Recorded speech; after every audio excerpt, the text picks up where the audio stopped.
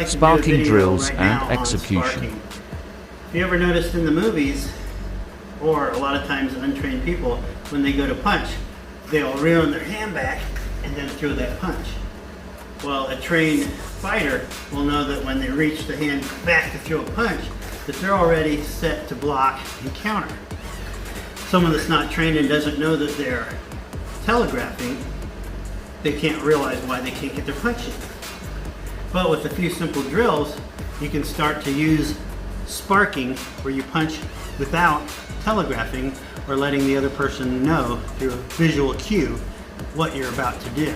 But you can get that sparking punch in to their eyes and nose, then you have a chance to escape. One of the things is to have someone hold a mitt out. And then when you get ready to punch, at first you might go punch, but they'll see you start to punch.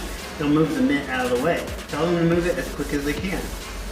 But after a while, you'll get set in your defensive, or I call 11 position, and then you'll punch straight to the target, straight to the target.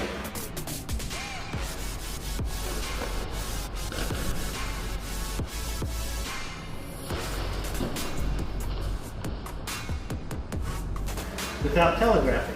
Because every time you telegraph, your partner will move that mitt right out of the way. It's the same with the karate punch.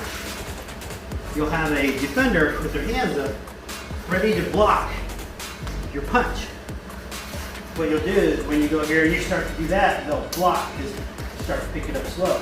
And what you need to do is to have it at maximum speed, leaving your hip, and then I slow it down at the end. If I'm sparring with someone and I need to punch or kick them, I can then just tap them at the end of the punch. In an emergency, then I can go ahead and go and follow through. Notice as I go through, it's like I'm going through water. The force going forward pulls my leg up off the mat.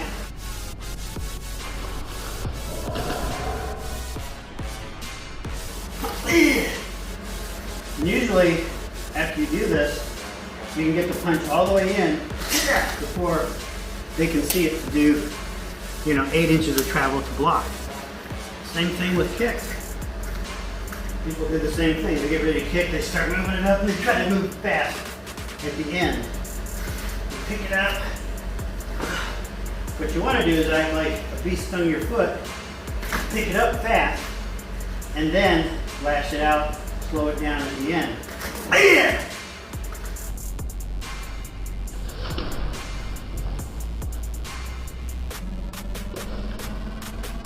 What I do is if I'm sparring and trying to use control, I go, and I can tap them, still trying to get it in fast enough before they block, but having the precise control to slow it down that last 4 inches, and just tap them.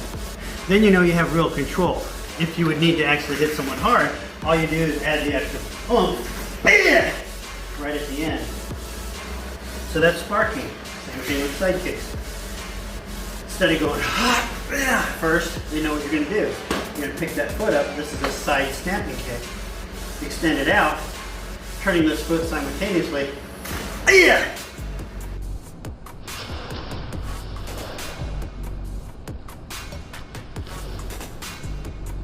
And then they charge in.